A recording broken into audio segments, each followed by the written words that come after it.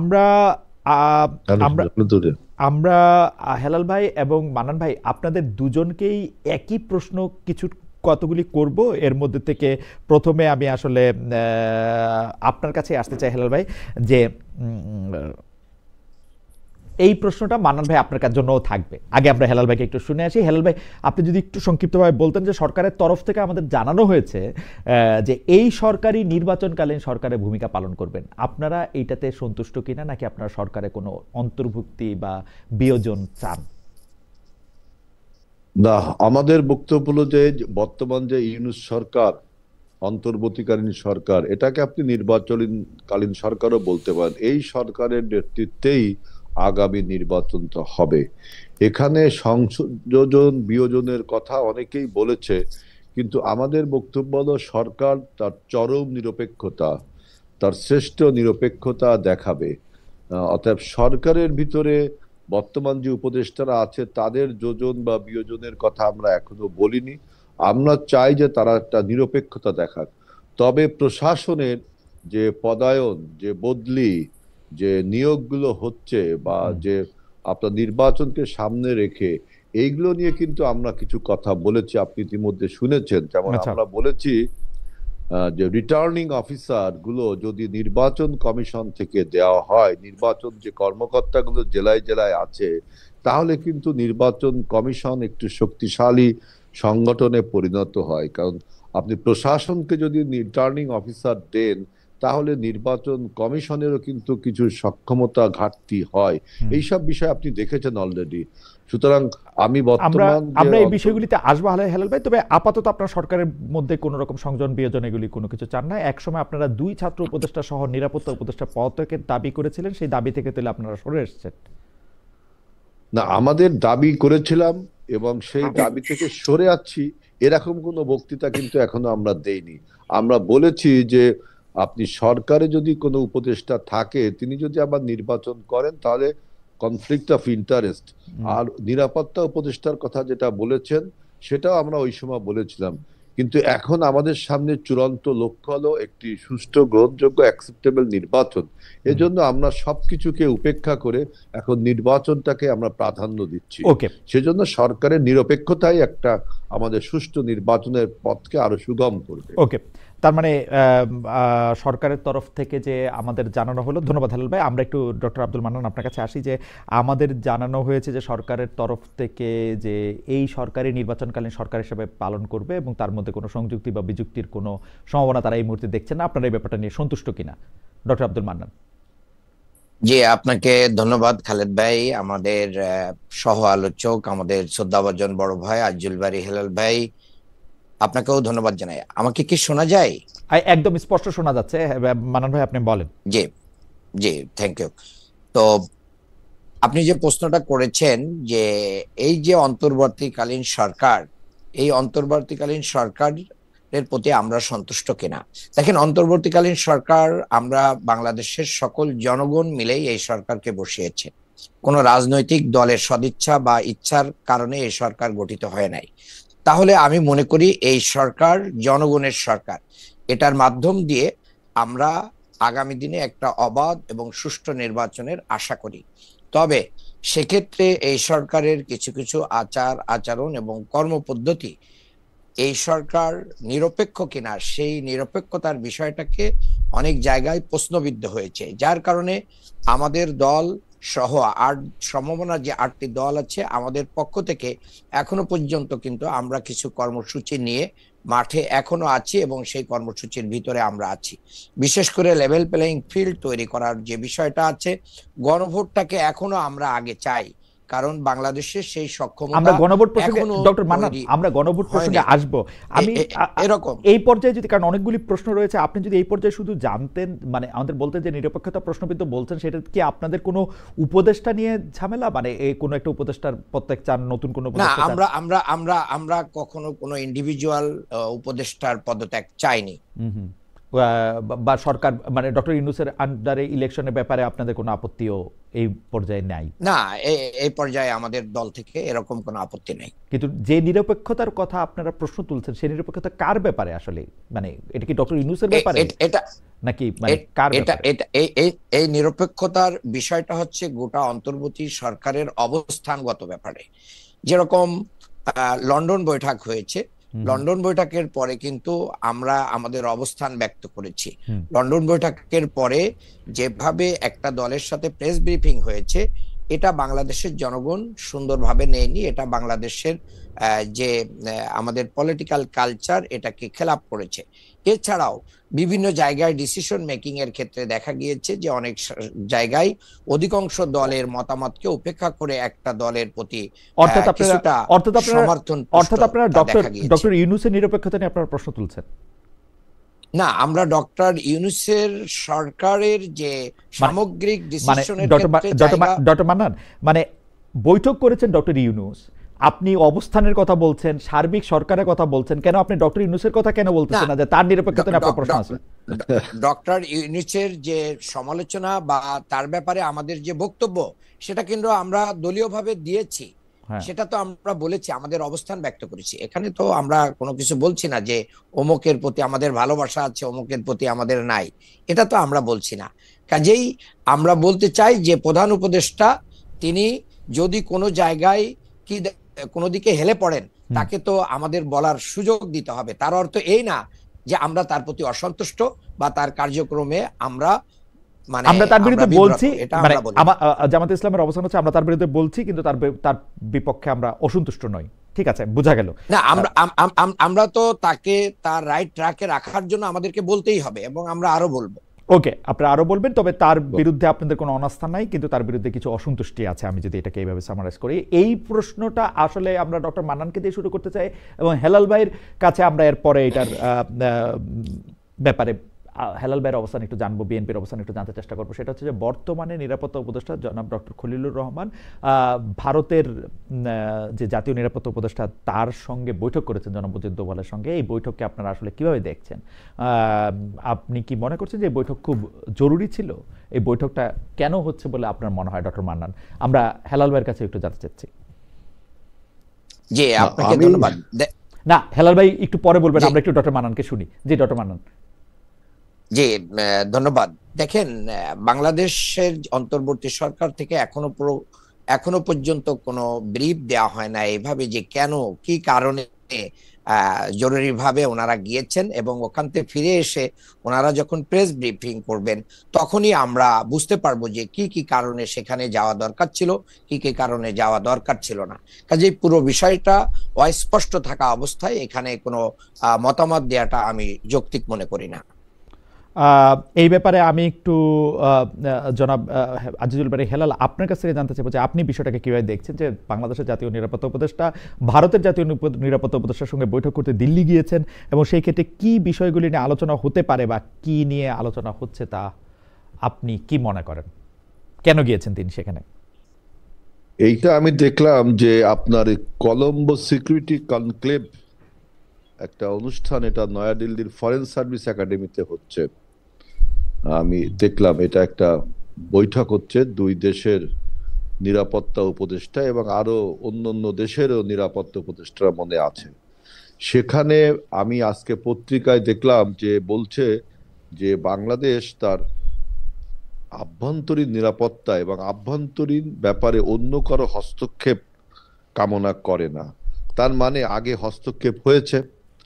সুতরাং এই বিষয়টা আমাদের নিরাপত্তা উপদেষ্টা যেটা বলেছে, এটা আমি তার সাথে একমত হই যে আমাদের আভ্যন্তরীণ বিষয়ে, আমাদের রাজনীতির বিষয়ে, আমাদের নিরাপত্তা বিষয়ে আমাদের বক্তব্যটাই আর কি প্রধান হয়ে উঠবে। আমরাই আমাদের নিরাপত্তার কথা বলবো। এজন্য আমাদের দেখবেন যে পররাষ্ট্র নীতিতে আমরা একটা কথা বলেছি যে সবার আগে বাংলাদেশ, অর্থাৎ ওই যে friends to all malice two নান, এই নীতির থেকে কিন্তু বিএনপি যে পরিবর্তন ঘটাবে, সবার আগে বাংলাদেশ, তারই একটা প্রতিধ্বনি যদি মনে হয় আজকের এই বক্তব্যটাকে। আপনি আবার বলতে পারেন তাহলে কি নিরাপত্তা উপদেষ্টা আপনাদের ফরেন পলিসিতে কথা বলছে? আমি ব্যক্তিগতভাবে মনে করি তিনি আজকে যে কথাটা না, এটা বলেছেন, তো একটু মনে করার কারণই আছে যে হঠাৎ করে ডক্টর খলিলুর রহমান বিএনপির অনেক প্রিয় হয়ে উঠেছেন, যে ডক্টর খলিলুর রহমানের না আমাদের প্রিয় হয়ে, আমি তো এই জন্যই বলছি খালেদ ভাই যে আপনি এটা বলবেন আমি জানি যে আমি পত্রিকার হেডলাইন দেখে বলছি। কারণ খেয়াল করেন হেলাল ভাই, এই ডক্টর খলিলুর রহমানকে উপদেষ্টা পরিষদে থাকতেই দেওয়া হবে না। এখন হচ্ছে ডক্টর খলিলুর রহমান হচ্ছে বিএনপির সবচেয়ে প্রিয় উপদেষ্টাদের একজন। আমার কোনো অসুবিধা নাই। এটা কিন্তু খালেদ ভাই, আমি কিন্তু আমার কথায় যদি আপনার এটা মনে হয় তাহলে আমি মনে করছি আপনি আমাকে আমার ভুল হচ্ছে। আমি বলছি যে পত্রিকা রিপোর্ট দেখলাম যে বলছে যে আভ্যন্তরীণ বিষয়ে হস্তক্ষেপ করার নীতি মেনে চলার জন্য দুই পক্ষকে আহ্বান জানিয়েছে।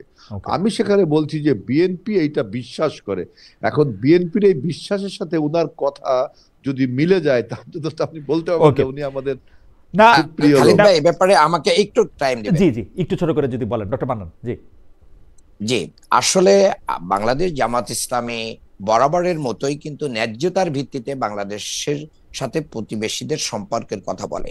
আমরা আরো খুশি হতাম যে উনি যেরকম ন্যায়ানুগ এবং বাংলাদেশ তার অবস্থান ব্যক্ত করবে, কিন্তু সম্প্রতি ঘটে যাওয়া যে বন্দি বিনিময় চুক্তি কিন্তু আমাদের সাথে ইন্ডিয়ার আছে, এ ব্যাপারে উনি কোনো কথা বলেছেন কিনা এটা আমাদের জানা নেই। আর আমাদের ভাইয়েরা সবসময় বলেন, কখনো পক্ষে বলেন কখনো বিপক্ষে বলেন, সুবিধা যেদিকে পান সেদিকে দেখে বলেন। এই সরকারকে কিন্তু ওনারা বারবার অনির্বাচিত সরকার বলেছেন এবং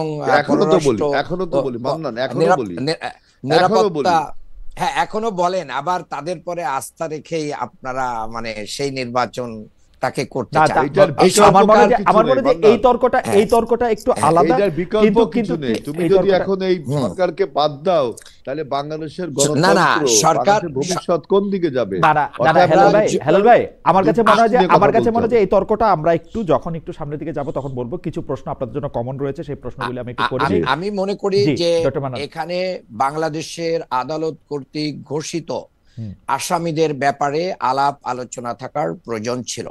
বাংলাদেশ যে জুলাই, আপনি আগেই বললেন যে সেই আলোচনাটা হয়েছে কিনা আমরা তো উনারা আসলে জানবো। কিন্তু অনেকগুলো বিষয়ে তো কথা বের হচ্ছে, কিন্তু এরকম বিষয়ে কোনো কথা আমরা দেখি নাই।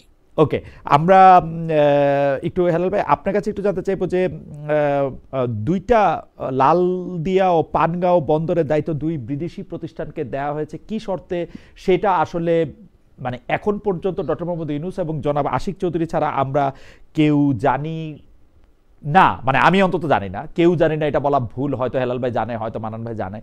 আমরা একটু হেলাল ভাইকে বলবো যে এই ব্যাপারটা আপনি আসলে কিভাবে দেখেন সরকারের শেষ পর্যায়ে এখন? আমি আসলে, আপনি খালেদ ভাই একটা ভালো কোশ্চেন করছেন যে দুইটা বন্দর আপনার দুইটা বিদেশি প্রতিষ্ঠানকে যে ইজারা বা কন্ট্রাক্ট যাই বলেন দিল, এটা তো মনে হয় 30 বছরের চুক্তি, এরকম একটা কি মনে হয় চুক্তি হয়েছে, তাই না?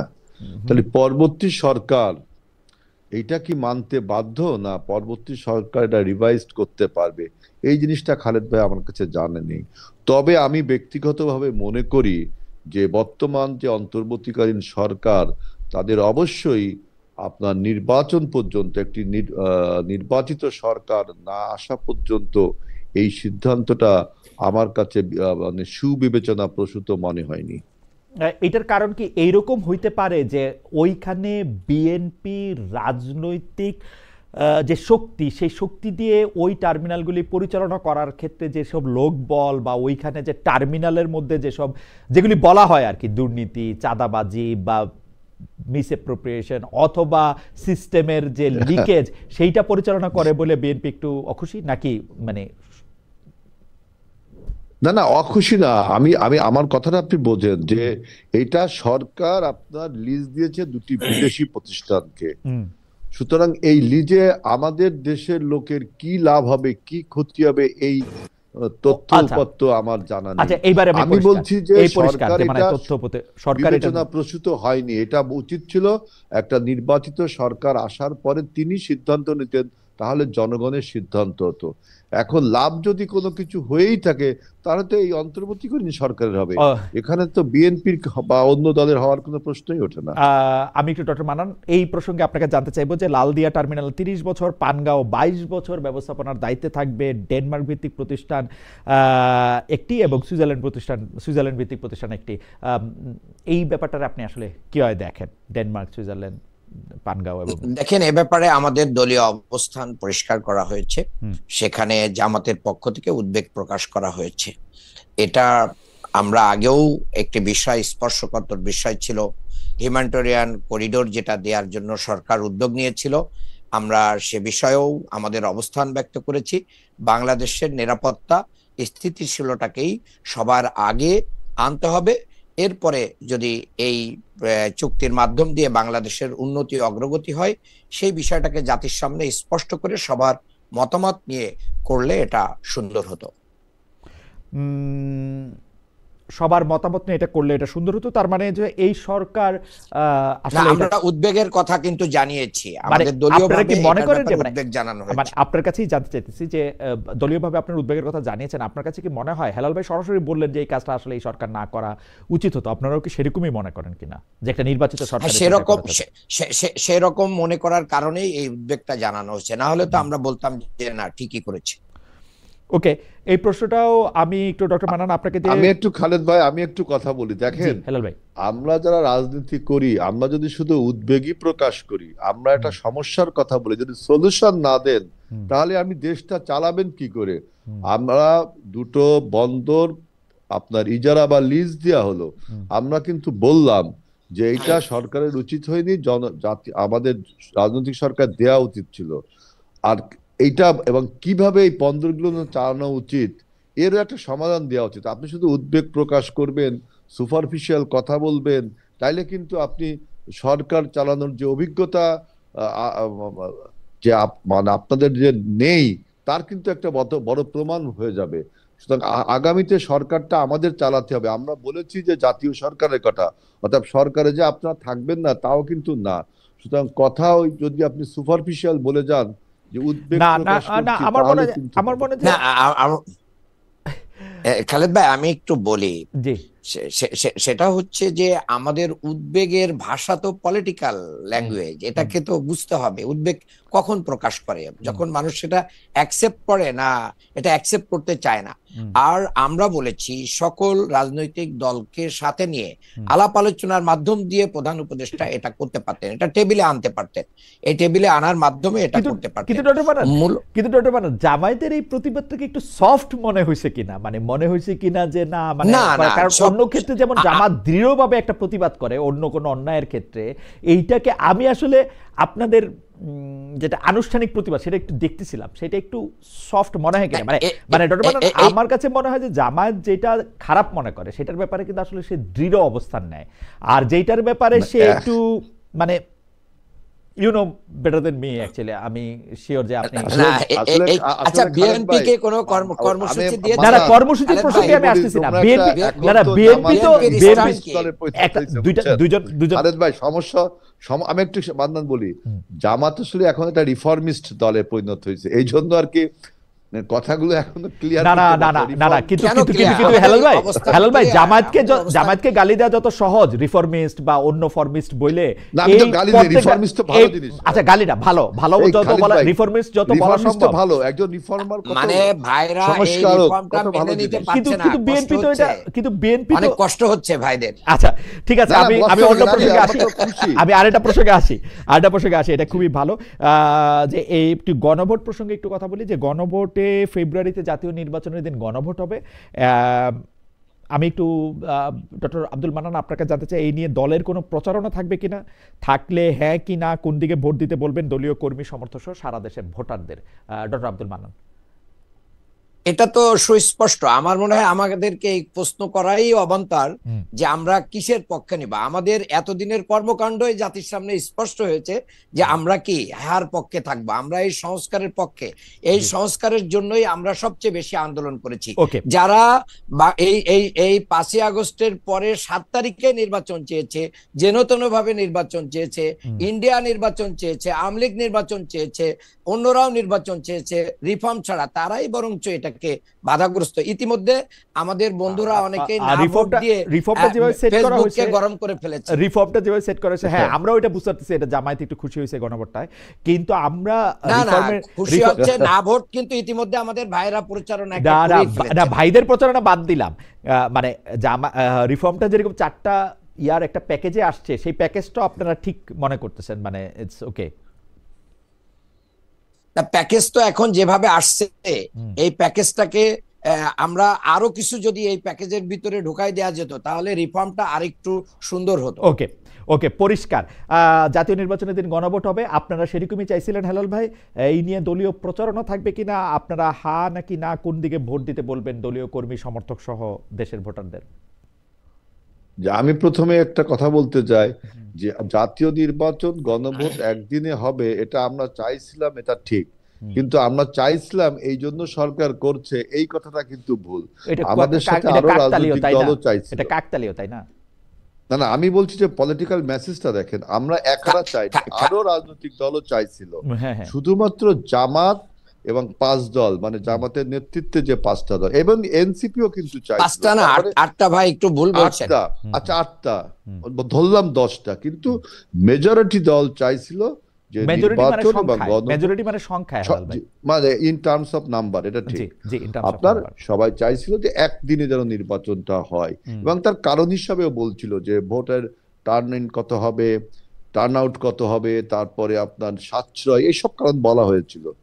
এখন আপনি বলছেন যে না ভোট এবং হা ভোট, মান্নান বলার চেষ্টা করছে যে আমাদের কোনো একজন এমপি প্রার্থী ফারুক ভাই খুব সম্ভব, তিনি মনে হয় ওই যে ফেসবুকে একটা নিউজ আসলো, আমি জানি না এটা উনি বলছেন না এআই জেনারেটেড, যদি উনি বলেও থাকে, তারপরে আমি বলছি দেখেন, আমি যেমন ব্যক্তিগতভাবে হা ভোটের পক্ষে, যে জুলাই সনদ এটা যেন হা ভোট হয়, এটা আমি পক্ষে। এখন আরেকজনকে যে না হলে আপনি তাকে কিন্তু ভর্ৎসনা করতে পারেন না। পার্টিগতভাবে আপনাদের অবস্থানটা কি? আমরা হেলাল ভাইকে একটু জানতে চাই যে আপনারা ক্যাম্পেইন করবেন জুলাই সনদটা, আপনি দেখেন জুলাই সনদটা এই যে লেখা সরলীকরণের ক্ষেত্রে এবং এই যে লেখার ক্ষেত্রে বিএনপির কত বড় অবদান, আমরা কত একাডেমিক বক্তব্য দিয়ে জুলাই সনদটাকে ঠিক করেছি, আমরা সবাই স্বাক্ষর করেছি। মান্নানদের দল তো বলেছিল স্বাক্ষর করবে না, তারাও স্বাক্ষর করেছে। অর্থাৎ এই সনদ হা ভোটে জয়যুক্ত করার জন্য তো আমাদের এই দলের এত তোড়জোড়। সুতরাং কেউ যদি বলে যে না ভোট দিতে হবে, এটা তো বিএনপির বক্তব্য ধরে নিতে পারে না। কিন্তু হেলাল ভাই জামায়াতে ইসলামীর পক্ষ থেকে স্পষ্টভাবে মান্নান ভাই এটা বলতে পারলেন যে আমরা তো হায়ের পক্ষেই থাকবো, কারণ এটা পুরোটাই আমি তো বললাম আমি হায়ের পক্ষে, আমি তো বললাম। আপনি ব্যক্তিগতভাবে বলছেন হেলাল ভাই, আমি যতদূর মনে করতে পারি আমি দলীয়ভাবেও বলছি। দলীয়ভাবে কি বিএনপি এটা বলছে যে এটা হা ভোট দিতে? বিএনপি দলীয়ভাবে বলছে কিনা, অর্থাৎ জনাব তারেক রহমান বলছে কিনা যে আপনারা হা ভোট দেন? না শুনেন, আমরা এই জুলাই সনদটা তৈরি করার ক্ষেত্রে আমাদের অবদানটা আপনি দেখেন, অর্থাৎ আমরা তো হায়ের পক্ষেই থাকবো, দলের স্ট্যান্ডও হায়ের পক্ষে। আমাদের একজন নেতা হয়তো কিছু বলেছে, এটা আমি বলছি ডেমোক্রেসির বিউটি, কিন্তু দলীয়ভাবে আমি মনে করি যে আমাদের দল এই জুলাই সনদে হায়ের পক্ষে, এবং গণভোট অনুষ্ঠানে যাতে মানুষ হায়ের পক্ষে ভোট দেয়, সেই জন্য আমরা হেলাল ভাই আমি আপনাকে বলি, আপনার বুদ্ধি, অভিজ্ঞতা, রাজনৈতিক কর্মকাণ্ড সবই আমার থেকে অনেক অনেক অনেক গুণ বেশি। রাজনৈতিক কর্মকাণ্ড তো আমার জিরো, বুদ্ধি অভিজ্ঞতা আপনার অনেকখানি বেশি। আপনি শুধু আমাকে এইটা বলেন যে একটা জাতির উদ্দেশ্যে ভাষণ দিয়ে সরকারের প্রধান উপদেষ্টা এই গণভোটের মধ্যে কোন প্রশ্নগুলি থাকবে, কিভাবে হবে সেটা সে বলছে। আমরা কি বিএনপির শীর্ষ নেতৃবৃন্দের মাধ্যমে এটা শুনছি যে আপনারা গণভোটে সবাই হা ভোট দেন? দেখেন খালিদ ভাই, আমি একটা কথা বলি, গণভোটের অনেকগুলো কোশ্চেন ছিল, হুম, সেটাকে সরলীকরণ করে একটা প্রশ্নে আনসার 4টা সাবসেকশন আছে। জি এই 4টা সাবসেকশনের মধ্যে আমি দেখলাম যে 3 নাম্বার যে সেকশনটা, সেখানে বলা হচ্ছে যে যে সমস্ত বিষয়ে আমরা ঐক্যমত, 30টা বিষয়ে আমরা ঐক্যমত, এইগুলো আপনার অটোমেটিক্যালি আপনার পাশ হয়ে যাবে। হুম, আর যেসব বিষয়ে আমাদের মৌলিক সংস্কারের করতে হবে, রাজনৈতিক দলগুলো নোট অফ ডিসেন্ট দিয়েছে, সেগুলো আমাদের রাজনৈতিক কর্মসূচিতে, নির্বাচনী কর্মসূচি থাকবে, যে দল সরকার গঠন করবে সেটা পাশ করবে। সুতরাং এই 4টা সাবসেকশনের অনেক ধোঁয়াশা আছে, কিন্তু তারপরও গণভোটটা হচ্ছে কেন, এটা কিন্তু আপনাকে আগে বুঝতে হবে। গণভোটটা হচ্ছে কি জুলাই সনদ বাস্তবায়নের জন্য, না জুলাই সনদ যাতে মানে বাস্তবায়ন হয় আপনি এই জন্য আমাকে কারো প্রতি কারো বিশ্বাস হেলাল ভাই, ছিল না। আপনি এই আমাকে বিশ্বাস অবিশ্বাস থেকে গণভোট হচ্ছে। হেলাল ভাই, সুতরাং আমরা এই গণভোটের পক্ষে, আমরা স্পষ্ট করে বলছি জনগণকে যে আপনারা গণভোটের পক্ষে আমাদের অবস্থান, না কারণ হেলাল ভাই, একজন আরেকজনকে বিশ্বাস করে না। গণভোটের পক্ষে যে আপনারা অবস্থান নিয়েছেন সেটা প্রায় 2-3 মাসের পুরনো কথা। আমি যেটা জানতে চাইতেছিলাম যে গণভোটের পক্ষে মানে কোথায়, মানে আপনারা তো রাজনৈতিক নেতা, আপনারা তো দল সাধারণ মানুষকে পথ প্রদর্শন করবেন, আমরা হ্যাঁ ভোট দিব না না ভোট দিব সেইটা বলতে আপনারা বলবেন কিনা বা কি বলতেছেন সেইটাই শুধু জানতে চাই। এটা আমরা জনাব আজিজুল বারী হায়লালের কথা শুনলাম যে তিনি বলতেছেন যে আমি হ্যাঁ ভোট দিতে চাই বা হ্যাঁ ভোট না, দিতে বলবো, আপনাকে কিন্তু বিএনপি জি, কি বলবে সেইটাও আমাদের একটু জানা দরকার না? আপনাকে তো বললাম যে 4টা সাবসেকশন, হুম, এটা কিন্তু জনগণ এখনো এই বিষয়টা অত উপলব্ধি করে উঠতে পারেনি। আমরা জনগণকে বুঝাইতে হবে আমাদের, এবং সরকারেরও উচিত যে এই জিনিসগুলো ইন ডিটেলস বলা। এবং বিএনপি দেখবেন যে আমরা জিনিসগুলো আরো মানুষের কাছে সহজবোধ্য করে তুলবো, এবং তখনই আমাদের আচ্ছা পার্টির থেকে অফিসিয়ালি হয়তো এই এ- বক্তব্য এ- আচ্ছা, আসবে। হাত খালেদ দিবেন ভাই, কিনা না দিবেন? জি মানান ভাই বলেন। জি হেলাল ভাই আপনাকে ধন্যবাদ। মানান না, ভাই অল্প করে যদি বলেন, আমাদের অনেক প্রশ্ন না, আছে আসলে। আমরা আমরা কিন্তু ইসিতে যেও আমাদের দলীয় অবস্থান ব্যক্ত করা হয়েছে, গণভোটের পক্ষে ইসির প্রচারণা লক্ষ্য করা যাচ্ছে না। কাজেই একই দিনে ভোট হলে তো এ ব্যাপারে ইসিকে অবশ্যই কার্যক্রম পরিচালনা করতে হবে, এ ব্যাপারে জনগণকে সচেতন করতে হবে, টেলিভিশন সহ সোশ্যাল মিডিয়াতে এগুলোকে মানুষের সামনে আনতে হবে। আর বিএনপি আসলে দলীয়ভাবে এটার প্রচারণা চালাবে কিনা হা ভোটের পক্ষে, এই বিষয়টা কিন্তু হেলাল ভাই ক্লিয়ার করেন নাই। জামাতে মান্নান, তোমরা কি চালাচ্ছ? আমরা চালাচ্ছি তো, আমরা আছি, না জনগণ না বিশ্বাস করে না না, আমরা এটা আমার করবো। কাছে আমি মনে হয় যে দেখিনি। আমরা এটা করবো। আমার কাছে মনে হয় যে আমরা অন্য একটা প্রসঙ্গে এখন যাই। আমরা আমি তো অন্য দেখিনি একটা দল এখনো। অন্য একটা দল কি করবে না করবে সেটা নিশ্চয়ই আমি আমরা দেখতে এখনো পারবো। দেখিনি তো। আমরা একটু দেখতে পারবো, যে কারণ ইলেকশন সামনে আসলে আরো অনেকগুলি বিষয় আমাদের পরিষ্কার হয়ে যাবে। আমরা একটি প্রশ্ন এখন মানান ভাইকে দিয়ে শুরু করতে চাই যে মানান ভাই, শেখ হাসিনা বিরুদ্ধে রায়ের দিন 32 নম্বরে যারা গিয়েছিল তাদের প্রতি আপনাদের সমর্থন আছে, নাকি পুলিশ সেনা সদস্যরা অনেকটা বল প্রয়োগ করে যে তাদের ঠেকিয়ে দিল তাদের প্রতি আপনার সমর্থন? এই বিষয়ে দলীয় অবস্থান কি মানান ভাই যদি একটু বলতেন।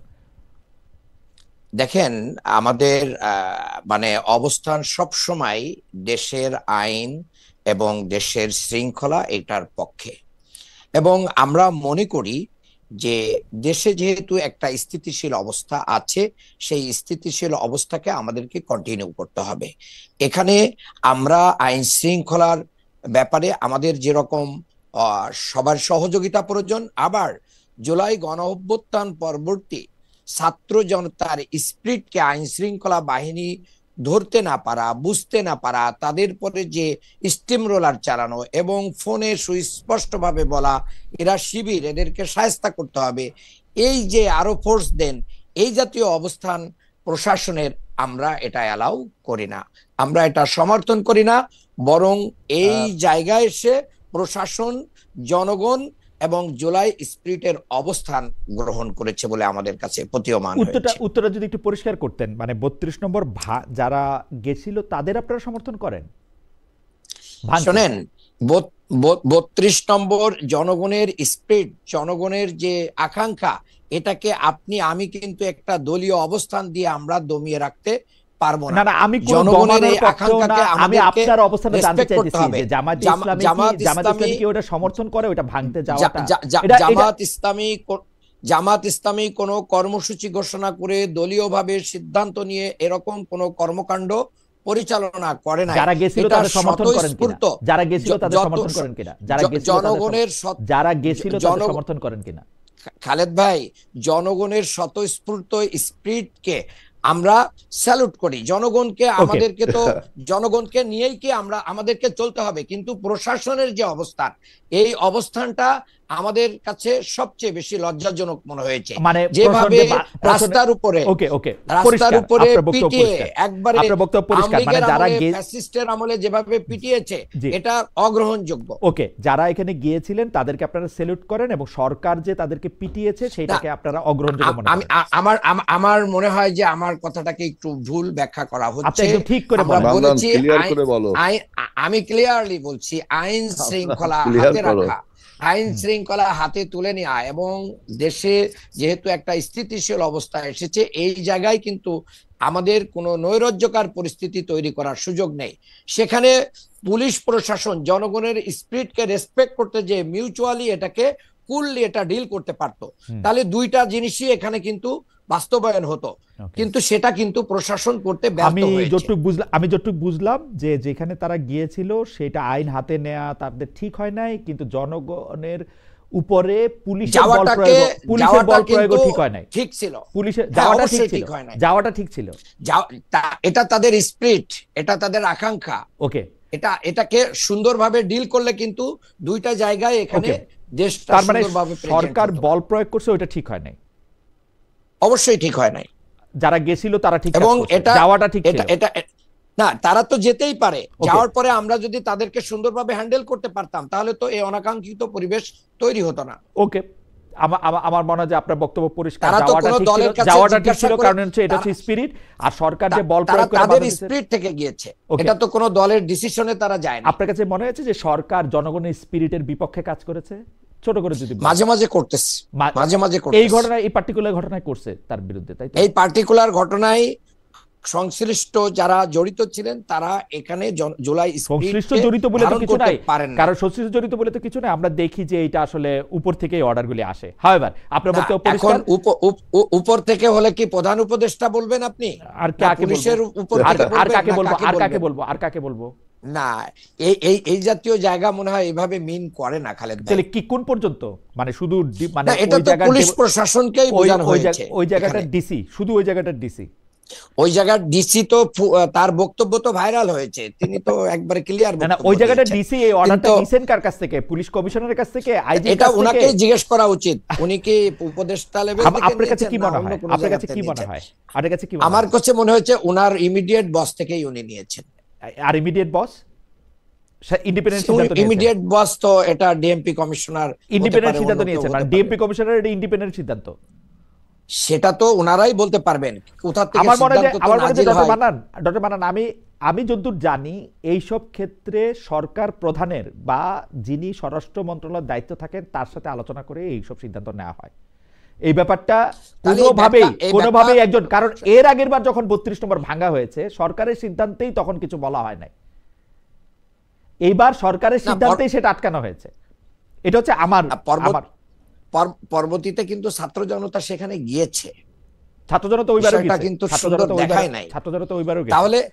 তাহলে আমাদের বোঝা উচিত ছিল যে জনগণের আকাঙ্ক্ষাও আমাদেরকে ঠিক রাখতে হবে এবং আমাদের আইন শৃঙ্খলাও ঠিক রাখতে হবে। আমার মনে হয় যে আপনারা যখন সরকারে আসবেন আপনারা নিশ্চয়ই বিষয়টা মনে রাখবেন। আমি একটু জনাব আজিজুল বারী হেলালের কাছে যাই। জনাব আজিজুল বারী হেলাল, আপনারা কি মনে করেন তাদের প্রতি আপনাদের সমর্থন আছে কিনা যারা ভাঙতে গিয়েছিল এবং যারা পুলিশ প্রশাসন সেনা সদস্যরা অনেকটাই বল প্রয়োগ করছে? এর আগে আমরা কোনোদিন বল প্রয়োগ করতে দেখি নাই। হঠাৎ করে এই যে 32 নম্বর এখন অর্ধ ভাঙা প্রায় ভেঙে চুরে অবস্থায় আছে, সেইটাকে রক্ষা করার জন্য এরকম বল প্রয়োগ করার মানে কি আসলে? আমি আপনার এই প্রশ্নের উত্তর আমি একটু রাজনৈতিক ভাষায় দিতে চাই। মান্নান যেটা বললো সেটা হলো শ্যাম রাখি না কুদ রাখি। কারণ আমি দেখেছি যে আওয়ামী লীগের ভোটটা যে ভোটের মাঠে এখন ট্রাম্প কার্ডে পরিণত হয়েছে, সেইটা কিন্তু মান্নানের ভাষায় স্পষ্ট হয়ে উঠেছে। এই জন্য বলছি যে আমি রাজনৈতিক বক্তব্যটা দিতে চাই যে আপনি জানেন যে রাশিয়ার যখন আপনার পেরেস্ত্রোইকা এবং গ্লাসনোস্ট হলো, তখন লেনিন মতো মানুষের মূর্তি কিভাবে সরকার ভেঙেছিল, জনগণ কিন্তু ভেঙেছিল না। আপনি সাদ্দাম হোসেনের পতনের পরে তার মূর্তি কিন্তু ওই সময়ের এন্টারিম গভর্নমেন্ট সেটা ভেঙেছিল। ইভেন আপনি জানেন স্বাধীনতার পরে ইকবাল হলের নাম আমাদের সার্জেন্ট জহুল হক হলের নামে হলো। জিন্নাহ হলের নাম, জিন্নাহ কিন্তু পাকিস্তানের প্রতিষ্ঠাতা, তার নাম যে পরিবর্তন হেলাল ভাই, হয়ে আমাদের হলো অনেক হলো প্রশ্ন আছে, আপনি যদি না, উত্তরটা আমি একটু বলি, জি এই প্রশ্নের উত্তর আমাকে এভাবে ভাই দিতেই তো হবে। ইতিহাসে হারিয়ে জি যাচ্ছে। এরপরে না, বলতেই হবে যে জি সুপারফিশিয়াল কথাবার্তা বলে কিন্তু রাজনীতি হয় না, না, জি জি রাজনীতিকে বলেন তোমাকে বলেন বলতে বলেন হবে। বলেন। আপনার জিন্নাহ হল আপনার হয়ে গেল সূর্য সেন হল, হুম আপনার জিন্নাহ এভিনিউ হয়ে গেল আমাদের দেশের এক নেতার নামে। সুতরাং আপনি যদি এই আওয়ামী লীগকে ফ্যাসিবাদ মনে করেন হুম এবং আওয়ামী লীগ যে সমস্ত প্রতীক নিয়ে ফ্যাসিবাদ তৈরি করেছিল, সে ফ্যাসিবাদের সমস্ত প্রতীক এটা থাকবে কি থাকবে না, সরকারকে কিন্তু সিদ্ধান্ত নিতে হবে। এটা আপনি ঢাক ঢাক গুড় করে রাজনৈতিক দলের উপর চাপিয়ে দিয়ে আবার রাজনৈতিক দলগুলো ওই যে বললাম যে ভোটের মাঠে ট্রাম্প কার্ড হিসেবে ব্যবহার করার জন্য মান্নানের মতো আপনি না সাম রাখি না কুল রাখি তা বললে হবে না। আমি এই জন্য ইতিহাস থেকে উদাহরণগুলো দিলাম। সুতরাং বর্তমান যে না, কিন্তু হেলাল অন্তর্বর্তীকালীন ভাই আমি একটা সরকার, বিনীত তাকে প্রশ্ন করতে পারি? সিদ্ধান্ত নিতে হেলাল হবে। ভাই, আপনি আমি একটা বলেন, বিনীত প্রশ্ন অবশ্যই করতে পারি? অবশ্যই। জি, আপনি কারে রাখলেন, শ্যামরে রাখলেন না কুলরে রাখলেন? আমি তো এটা বুঝলাম না।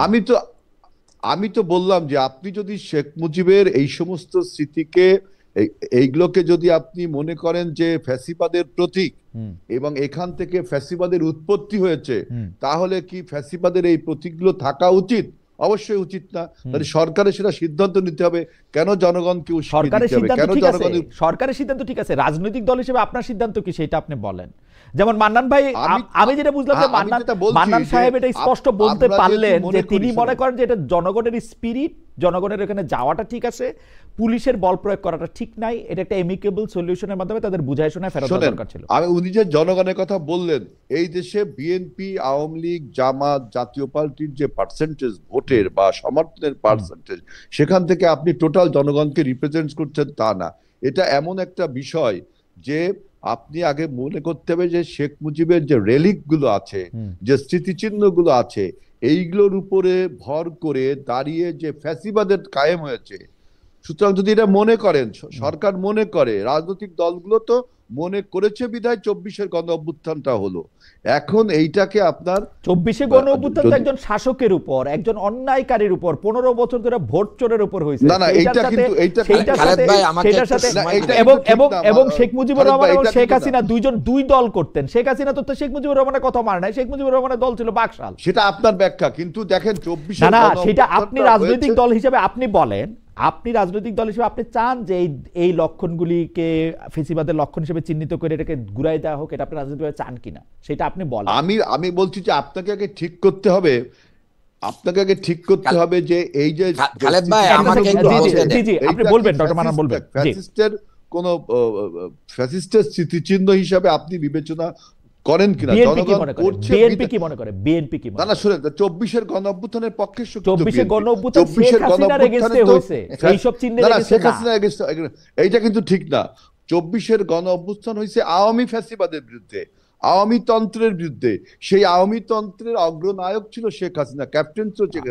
আমার কাছে কিন্তু আমি কিন্তু এটা বিনয়ের সাথে, কারণ শেখ হাসিনা আওয়ামী লীগারদের সম্পর্ক বলতো, তাকে ছাড়া নাকি সব আওয়ামী লীগের লোকজনকে কেনা যায়, সেটাও তাদের নিজস্ব ব্যাপার। কিন্তু নিজস্ব ব্যাপার না তো, শেখ হাসিনা আওয়ামী লীগই কই করলো, শেখ হাসিনা কি বললো তার দলকে, এটা তো তাদের আভ্যন্তরীণ ব্যাপার। কিন্তু আমরা জনগণ দেখেছি যে আওয়ামী লীগের নেতৃত্বে শেখ হাসিনা যে তার নেতা ছিলেন, তা সে আওয়ামী একটা দুঃশাসন, আওয়ামী একটা ফ্যাসিবাদ। সেই আওয়ামী ফ্যাসিবাদের যে সমস্ত স্মৃতিচিহ্ন, এই যেখান থেকে ফ্যাসিবাদের উৎপত্তি হয়েছে, সেইগুলো থাকা উচিত কি উচিত না, এই সিদ্ধান্ত 24-এর গণ অভ্যুত্থানে নেওয়া হয়ে গেছে। এই 24-এর গণ অভ্যুত্থান অনুযায়ী বিএনপি এই সিদ্ধান্ত নিছে যে ঠিক আছে ফ্যাসিবাদের আর কোনো চিহ্ন থাকবে না। দেশের জনগণই 24-এর গণ অভ্যুত্থান বিএনপি একা করেনি, সবাই নিয়েই আমরা জনগণকে নিয়ে করেছি। 24-এ সেইটা সিদ্ধান্ত আমার মনে হয় যে হেলাল ভাই, আপনি নিশ্চয়ই আপনারে শুনতে পাচ্ছেন আপনার কথা আগে পরের, আপনি নিশ্চয়ই এটা, আমার আর কিছু বলার নাই। আমি একটু ডক্টর মান্নানকে শুনি। ডক্টর মান্নান, এই প্রসঙ্গে আমি একটু বলতে চাই, এক মিনিট একটু যদি বলেন। দেখেন, আসলে হেলাল ভাইকে অনেক সময় দিয়েছেন, ভাই কিন্তু তার অবস্থান ব্যক্ত করতে পারেন নাই, আলহামদুলিল্লাহ। আসলে কিভাবে ব্যক্ত করবেন? মির্জা ফখরুল ইসলাম আলমগীর সাহেব ইতিমধ্যে বলেছেন যে আমরা মামলা ক্ষমতায় আসলে উঠাই নেব, যেখানে ফজলুর রহমান সাহেব বলেন যে এই বিচার ঠিক হয় নাই, আমরা আসলে এটা বাতিল করব। আওয়ামী আপনি কিন্তু এটা ঠিক বলতেছেন না যে মির্জা ফখরুল ইসলাম আলমগীর বলেছেন যাদের বিরুদ্ধে মিথ্যা মামলা হয়েছে তিনি আওয়ামী লীগ করলেও তাকে উঠায় নেওয়া হবে। আমি তার বক্তব্য শুনে এটা আমার কাছে মনে হয় মিথ্যা মামলা কি আপনি উঠাবেন না? জামাত ইসলামী কি মিথ্যা মামলা উঠাবে না? এবং শোনেন, এবং উনি আরো বলেছেন ফুলের টোকাও লাগবে না, আপনারা আমাদের সাথে থাকেন। জামায়াত তো ইসলামী এই সবার যে আগে আওয়ামী আওয়ামী ভোট, শোনেন, চব্বিশের আন্দোলনের পরে জামায়াত শোনেন, ইসলামী সবার আগে বলছে যে আওয়ামী লীগকে মাফ করে দেওয়া হবে। না, আওয়ামী লীগকে মাফ করে দেওয়া হবে না। আমরা বলেছি অপরাধীদের ব্যাপারে যদি কেউ মানে কি নিতে চায়, আইনগত ব্যবস্থা নিতে চায়, আমিরে জামাতের বক্তব্যকে আপনি মিসকোট করছেন। এখানে উনি ক্লিয়ার বলেছেন আমরা সহযোগিতা করব। আপনি ঠিক কোট করেন, আমিরে জামাত কি বলছে আপনি ঠিক কোট করেন। এই যে এখন তো হেলাল ভাই বলতে পারেন নাই যে ওনারা 32 নম্বর এটা এখানে যাওয়া ঠিক ছিল কি আমিরে জামাত কি বলছেন, আমিরে জামাত কি বলছেন সেটা ঠিক কোটটা করেন।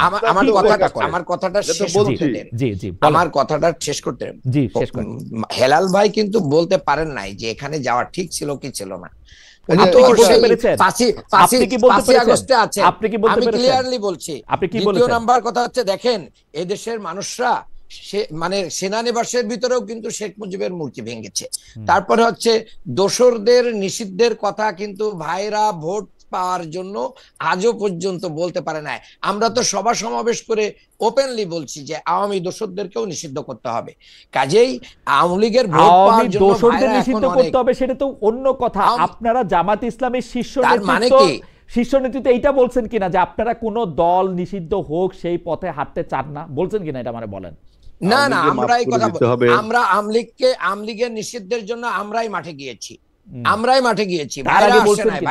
বলছেন কিনা এই তোমরা না বললে আওয়ামী লীগকে মাফ করে দিতে হবে, প্রেস ক্লাবে তোমরা মিটিং করলে কিসের মাফ করে দিতে হবে এইগুলো আমরা আচ্ছা ঠিক আছে, বরঞ্চ আমাদের শীর্ষ নেতাদেরকে হত্যা করেছে যারা, তাদের ব্যাপারে আপনারা মানে এত মায়া কান্না করেন কেন? যারা মানে যে নেত্রীকে সেনানিবাস থেকে বাড়ি থেকে বের করে দিয়েছিল, তারপরে জামায়াত ইসলামের নেতারা, আমার মনে হয় যে ডক্টর আব্দুল মান্নান, জামায়াত ইসলামের নেতারা সারা দেশে যে নির্বাচনী প্রচারণা চালাচ্ছেন, আমি একটু বলি ডক্টর মান্নান, জামায়াত ইসলামী সারা দেশে যে প্রচারণা চালাচ্ছেন সেই প্রচারণার মধ্যে আওয়ামী লীগ প্রসঙ্গে তারা কি বলছেন সেটা আমরা একটু আপনার কাছ থেকে শুনবো।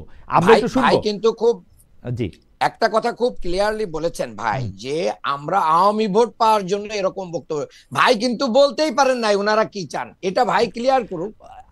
আমার কাছে মনে হয় যে হেলাল ভাই তো ক্লিয়ার করলেন, উনি ফেসিবাদের সকল লক্ষণ যদি মনে করেন যে সকল লক্ষণ লুটায়া ধুলায় মিশায় দেওয়ার পক্ষে, আমি যেটা বুঝলাম, এবং উনি এটা বললেন, হ্যাঁ উনি বললেন যে ফেসিবাদের যে কোনো লক্ষণ, উনি এটা পলিটিক্যালি এটা বলছেন যে যে কোনো লক্ষণ মানে মান্নান আমার কথা বুঝিনি। মান্নান তুমি আগে আমার কথাটা বোঝো।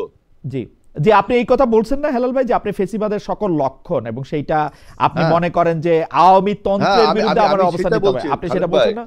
হ্যাঁ আমি সেটা বলছি। মান্নান কিন্তু আমার কথা বোঝেনি, না বুঝে ও কথা বলছে। আপনারা দুজন একই কথা আসলে বলছেন। আমার মনে হয় আপনাদের দুজনের অবস্থানই এক। আপনারা আওয়ামী লীগের সকল নিদর্শনই আসলে মিশে যায়, মিশায় দেওয়া হোক সেটা নাকি? জি আওয়ামী প্রশ্নে আমি আমার কথা মান্নান বুঝিনি। আমরা তো মনে হয় বুঝছে, আমার তো মনে হয় বুঝছে মান্নান ভাই। আচ্ছা একটু পরিষ্কার করার জন্য আমি নেক্সট প্রশ্নটা করি, তাহলে আরো ভালো করে বোঝা যাবে। হেলাল ভাইয়ের কাছ থেকে শুরু করে আমি নেক্সট প্রশ্নটা, মানে এইটা স্পষ্ট করছেন যে প্রধান উপদেষ্টা ডক্টর মোহাম্মদ ইউনূস পশ্চিমা মন্ত্রী, এমপি বা কূটনীতিকদের প্রশ্নের উত্তরে সরাসরি একরকম বলছেন যে আওয়ামী লীগ আগামী জাতীয় নির্বাচনে অংশ নেওয়ার সুযোগ পাবে না। দেশে আওয়ামী লীগের যারা ভোটার, আওয়ামী লীগ অংশ নিলে যারা নৌকায় ভোট দিতেন, সেই ভোটারদের প্রতি আপনাদের আহ্বান কি থাকবে? আমি এটা হেলাল ভাইকে আগে প্রশ্নটা করি, তারপরে আমরা এটা মান্নান ভাইকেও করবো এই প্রশ্নটা। যে হেলাল ভাই। খালেদ ভাই আপনার প্রশ্নে আমি অর্ধেক শুনতে পাইনি। আচ্ছা আবার বলি সরকার প্রধান এটা স্পষ্ট করছেন যে আগামী নির্বাচনে আওয়ামী লীগ অংশ নেওয়ার সুযোগ পাবেন না। পশ্চিমা কূটনীতিকদের প্রশ্নের জবাবে তিনি তো আর আমাদের সাথে এত কথা বলেন না, পশ্চিমা কূটনীতিকদের এবং প্রেসের সাথে কথা বলার ক্ষেত্রে তিনি এটা স্পষ্ট করছে এই ইলেকশন, যে ইলেকশন 2026 ফেব্রুয়ারি মাসে আসতেছে, সেই ইলেকশনে আওয়ামী লীগ অংশ নেওয়ার সুযোগ পাবে না। এখন আওয়ামী লীগে যারা ভোট দিতেন বা যারা আওয়ামী লীগের সমর্থক আছে, তাদের প্রতি আপনাদের আহ্বান কি থাকবে এজ এ পার্টি এবং এজ এ মানে ক্যান্ডিডেট বোথ? আমি অ্যাজ এ ক্যান্ডিডেট হিসেবে বলতে পারি, অ্যাজ এ পার্টি আমি পরে বলি। আমি মনে করি আওয়ামী লীগের উচিত হবে যদি আগামী নির্বাচনে তাদের দল অংশগ্রহণ করতে না পারে, তাহলে পাকিস্তানের ইমরান খানের কায়দায় তাদের নিউট্রাল দাঁড়ানো উচিত। সবাই আপনার নিরপেক্ষ ভাবে দাঁড়াবে, আপনার মার্কা যে যা পেয়ে পারবে, তাহলে তাদের দল হয়তো তারা কিছুটা জামাতের ভোট কিছু কাটবে, করতে পারে। আপনারা তারা কিছুটা জামাতের এনসিপির ভোট কাটবে, আপনারা আরামে নির্বাচিত হবেন। তার মানে দাঁড়িয়ে আপনার কথায় বোঝা যাচ্ছে যে আওয়ামী লীগের সাথে জামাতের একটা আঘাত হয়েছে। আপনার কথা তাহলে বোঝা যাচ্ছে না না, আপনার লক্ষ্যটা যে বুঝতে যাচ্ছি, জামাতের সাথে আওয়ামী জামাতের লীগের লক্ষ্যটা কাঁথা জামাতের কাছ হয়েছে। থেকেই শুনবো না। আপনার লক্ষ্যটা কি এরকম যে ঠিক না, আছে আওয়ামী আমি লীগের বলছি যে লোকরা আমি বলছি যে আওয়ামী লীগের উচিত হবে হুম। নিরপেক্ষভাবে ইমরান খান স্টাইলে নির্বাচনটা করা। আর আপনি যদি বলেন যে তাদের এখন কি করতে হবে, আমি যেমন আমার নির্বাচনী প্রচারণায় বলছি যে আপনার আওয়ামী লীগ যেহেতু রাজনীতি থেকে অপসারিত হয়েছে, বিদায় নিয়েছে, পালিয়ে গেছে, সুতরাং আপনার যে শূন্য স্থান এখন তৈরি হয়েছে, সেই শূন্য স্থানে দ্বিতীয় সারি থেকে জামাতে ইসলাম প্রথম সারিতে আসছে। আমার একটা বিশ্বাস ছিল যে এনসিপি যে নতুন দলটি, এটা এই শূন্য স্থান পূরণ করলে আমাদের রাজনীতিতে ভাইব্রেন্ট আমরা 2-3টি দল পেতাম। এটা আমার একটা বক্তব্য। আওয়ামী লীগের যারা সমর্থক তাদের প্রতি বক্তব্যটা কি থাকবে আপনাদের, যে নতুন দল করেন বা ইয়াতে দাঁড়ান, তেহরিকে ইনসাফ হন, নতুন দল করতে হবে, ইন্ডিপেন্ডেন্ট দাঁড়াতে পারে, ইন্ডিপেন্ডেন্ট দাঁড়াতে পারবে ইমরান খানের আবার স্টাইলে। আমাদের ইমরান খান স্টাইলে। আর অথবা আমি যেটা চাইছিলাম, আমি যেটা বলতে পারি যে জামাতে ইসলামী এবং এনসিপি, আমাদের এনসিপি তো নতুন দল, আর জামাতে ইসলামী দ্বিতীয় সারি। বাংলাদেশের প্রধান রাজনৈতিক দল আওয়ামী লীগ, বিএনপি এবং আওয়ামী লীগ, জামাতে ইসলাম এখন প্রধান সারিতে এসছে। এখন যে শূন্য স্থানটা তৈরি হয়েছে আওয়ামী লীগ বিদায়ের ফলে, সেইটা আমার একটা বিশ্বাস ছিল যে এনসিপি নতুন দল সেই জায়গাটা নিতে পারবে। কিন্তু আমরা দেখছি যে তাহলে ভালো হতো, মানে তিনটা রাজনৈতিক দল ভাইব্রেন্ট থাকলে গণতন্ত্র ভাইব্রেন্ট থাকতো, আমি সেটা মনে করি। আচ্ছা ঠিক আছে, আপনার বক্তব্য যতটুকু বুঝলাম ওটুকু তো বুঝলামই। ডক্টর আব্দুল মান্নান, এই ব্যাপারে আপনার মন্তব্য আমরা শুনতে চাইবো যে আওয়ামী লীগের জন্য আপনারা কি বলবেন। আমাদের দর্শকরা একটি প্রশ্ন আপনাকে করছেন, আপনিও যদি একটু পুরস্কার করেন, আপনাদের দলের শীর্ষ নেতারা কি এইটা বলেছেন যে, মানে অনেকে বলছেন এটা ভোট পাওয়ার জন্য রোজা আর পূজা একই জিনিস? এইটা একবারে মানে খুব অযৌক্তিক কথা এখানে নিয়ে আসা হচ্ছে। শিশির মনির আমার বন্ধু মানুষ, তিনি স্পষ্টই বলেছেন, কবি নজরুলের উদ্ধৃতি দিয়েছেন, যে দেশে একই মাসে রোজাও পালন হয়, একই মাসে পূজাও পালন হয়, এখানে সহাবস্থান নিশ্চিত থাকে। কাজেই এটা নিয়ে পানিঘোলা করার কোনো সুযোগ নেই। আমি যে কথাটা স্পষ্টভাবে বুঝতে পারলাম হেলাল ভাইয়ের কথায়, যে ভাই যদি এনসিপি যদি ওনাদের পরের দলটা হতো, শক্তির দিক দিয়ে উনি খুব খুশি হতেন। যে কোনো মূল্যে জামাতকে তৃতীয় অবস্থানে রাখতে পারলে ভাই অনেক খুশি হতেন। জামাতকে তৃতীয় অবস্থানে রাখার জন্য আওয়ামী লীগ স্বতন্ত্রভাবে ইলেকশন করুক এবং আওয়ামী লীগের দোসররা ইলেকশনে আসুক, এটা ভাইরা চায়, এটা প্রতীয়মান করেছেন। আমি একটা স্পষ্ট কথা বাংলাদেশের জনগণের পক্ষে বলতে চাই, আমি যে আসন থেকে নির্বাচন করছি ঢাকা 6, সেই আসনের শহীদ আনাস যে স্কুলে পড়ে, আমি ওই স্কুলের ট্রাস্টের আমি সেক্রেটারি। শহীদ আনাস সহ আমাদের শহীদদের রেখে যাওয়া সেই রক্তের দাগ মুছায় নাই, আহতদের আহাজারি বন্ধ হয় নাই। এই জায়গায় এসে ওনারা যদি আওয়ামী লীগদেরকে স্বতন্ত্র ইলেকশনের অ্যাডভাইজারি নিয়ে ওনারা যদি ইলেকশন করেন, আগামী বাংলাদেশে এদেশের জনগণ ওনাদেরকে কিভাবে নিবে, জনগণের প্রায় ছেড়ে ডক্টর মান্নান, আপনাদের অ্যাডভাইজারিটা কি আওয়ামী লীগের ভোটারদের? আমরা অ্যাডভাইজারি খুব ক্লিয়ার, আমাদের শহীদদের রক্তের দাগ শুকায় নাই, আওয়ামী লীগ এদেশে নিষিদ্ধ হয়েছে, তাদের কার্যক্রম নিষিদ্ধ হয়েছে, কাজেই তাদের যে কোনো ভাবে কোনো ফরম্যাটে ইলেকশনের কোনো সুযোগ বাংলাদেশে নেই। সেটা তো বাদ, আওয়ামী